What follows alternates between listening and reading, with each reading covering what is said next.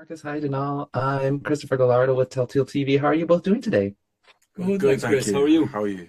I'm doing good myself, so let's get this started because Perrin and Matt are going to go through so much this season as Rand begins to exhibit these radical changes. What were your thoughts on the developments that Perrin and Matt have this season?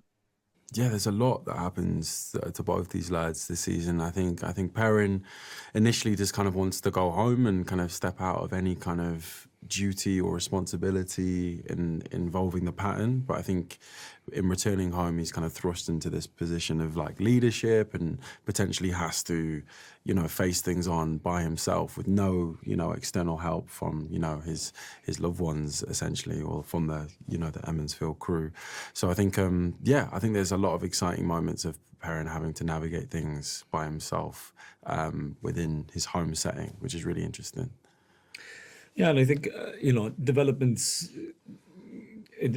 for my character similarly is maybe like learning that the pattern might be expecting something from him, and now that he has this newfound kind of space in society, and that he has this newfound confidence, that I think he's just in a moment of being like, I just need to enjoy this moment for what it is and not investigate the cost that it takes on me, whether it's like kind of mentally or like the large bit of it is mental, but also kind of like this thing of he's not in control of how he speaks at times, and you giving up that kind of freedom.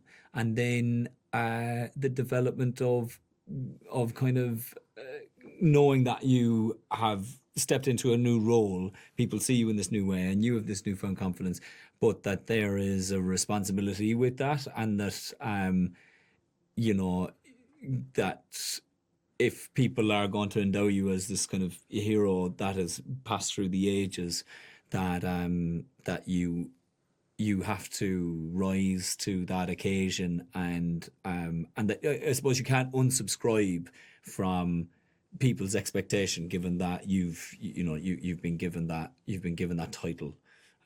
Yeah, so I think those are kind of the developments. And with all of those developments that's happening with Perrin and Matt this season, Marcus, I want to ask you this because Perrin's wife, Vale, is also set to appear. Can you tell us a little about Perrin's romance with Vale this season, if at all? No, she's incredible, man. She's amazing, and she brings a complete new energy to the show, which I think I was saying like, on a third season, to bring a completely new aspect and new dynamic to a show, especially when we have a plethora of incredible characters, incredible female characters. It's just yeah, no, she's amazing. I think it's quite a timely kind of interaction for Perrin. I think she has a kind of a no nonsense approach to his kind of big moping energy, which I think almost kind of, yeah, works really well. And they kind of yin yang with each other. And I think I'm really excited for people to see how that unfolds. And for you, Denal, many fans are also wondering, with everything that's about to happen in season three, are we going to get a scene with the other EF5 about why he left them at the Waygate?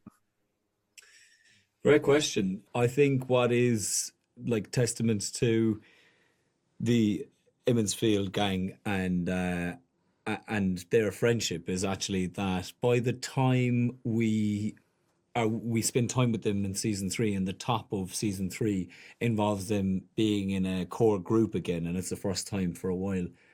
I think there is an understanding that there is like it's water under the bridge. Not to say that that choice is like totally forgotten, but I think that there's a large part of what Matt does in the second season is trying to prove to himself that he is a good friend, and trying to prove to himself that he can show up for the people that he made a bad mistake at the end of season one, or a bad decision, but that I feel like he's rectified that by the end of season two, because he decides to like find he ends up coming across them, and he's present in their lives again. But I think testament to their friendship is that when we are at the top of season three, that there is a sense of like their friendship overrides that bad decision.